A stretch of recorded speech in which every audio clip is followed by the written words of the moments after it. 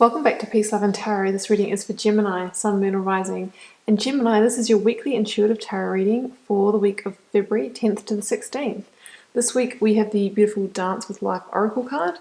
We have the Two of Swords, the Ten of Swords, the Ten of Wands, Queen of Wands, the Two of Wands, and the Mighty Emperor. So interesting energies here, Gemini.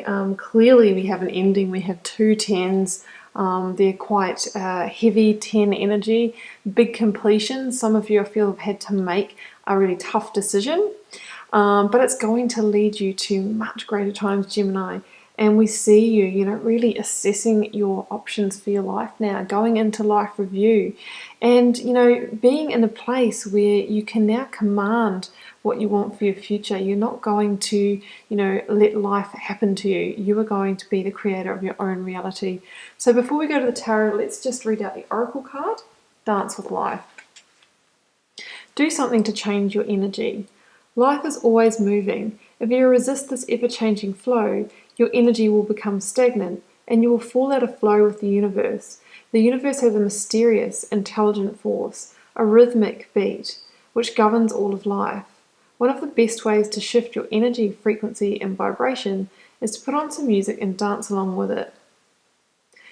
Get unstuck by doing something that shifts your vibration. Put on some music, dance unrestrained, and fall into the frequency of life. In doing so, your body will begin to learn how to be moved by your intuition, which is connected to the systemic beat. Now, for me, Gemini, that's just a metaphor for basically, do something to get energy unstuck in your life. So many of us fall into, just tried and tested patterns, and then we kind of remain on autopilot, and that's where we can get stuck and fall out of flow with the universe.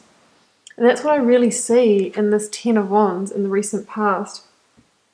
This person here is carrying a heavy load, maybe a heavy load of responsibilities, maybe some kind of burden. There's some weight on this person's shoulder. It could be, the job that you're not passionate about, that's kind of weighing you down. It could be a big financial debt. It could just be, being in a situation like a relationship where you're doing most of the work. Either way, this person is, heading towards burnout potentially, stressed, weighed down, tired. And, the weight is so heavy metaphorically that through carrying it, this person's vision is clouded. Now, if your vision's clouded, then there's no way that you would be able to see other options for your life and be in that dance of life. This person here is just on autopilot, going from work to home, following the well-worn path, because there's no way he or she would be able to see other pathways, other opportunities that are opening up around them. So that's what I'm seeing, being held back, being held stuck or stagnant because of some kind of situation that's held you chained. And yeah, we need to release that. It's no way to exist. Somebody that is just basically going through the motions. That's what I see.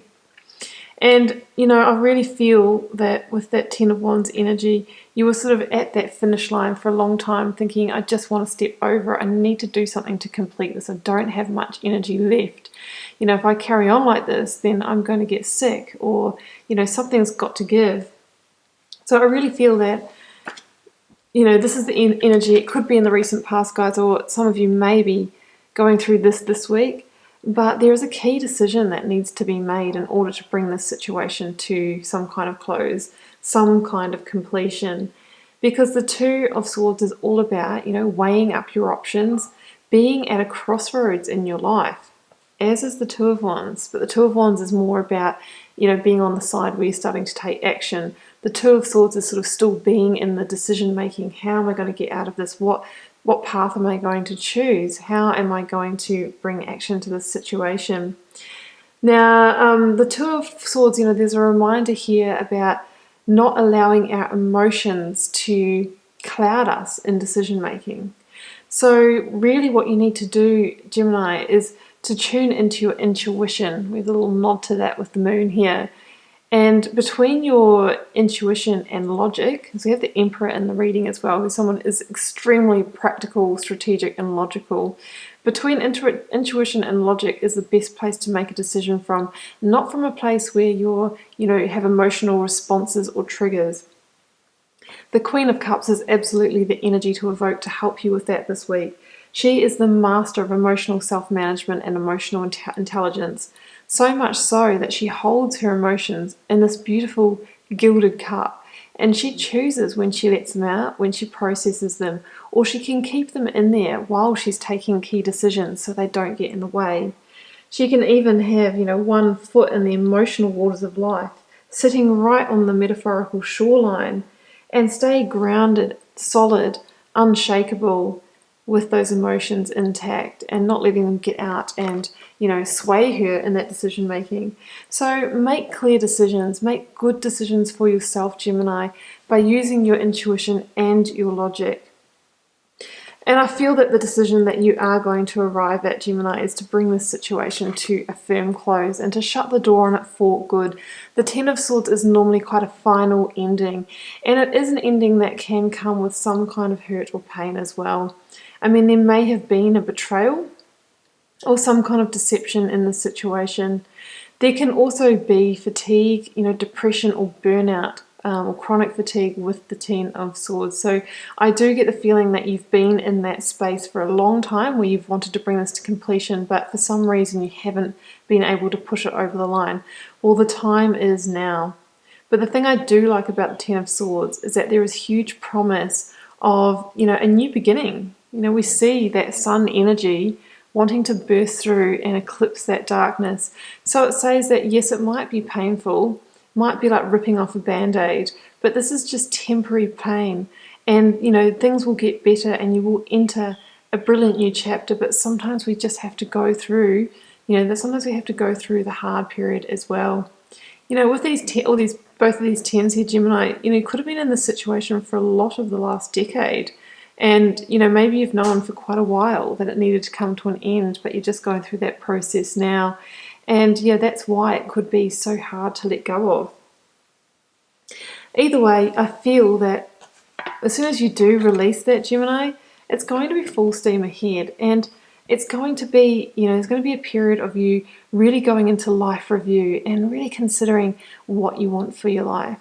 Now, the Two of Wands, in contrast to the Two of Swords, this is somebody who has already gone through the release but is now assessing their options, knowing that you're at a crossroad, but realizing that now you have the whole world in your hand, as does the Emperor with the orb of life here.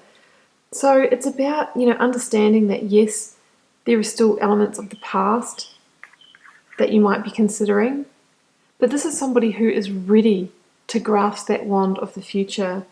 And the invitation is to step beyond your comfort zone in order to, head towards more fertile pastures, to better times, to more abundant times.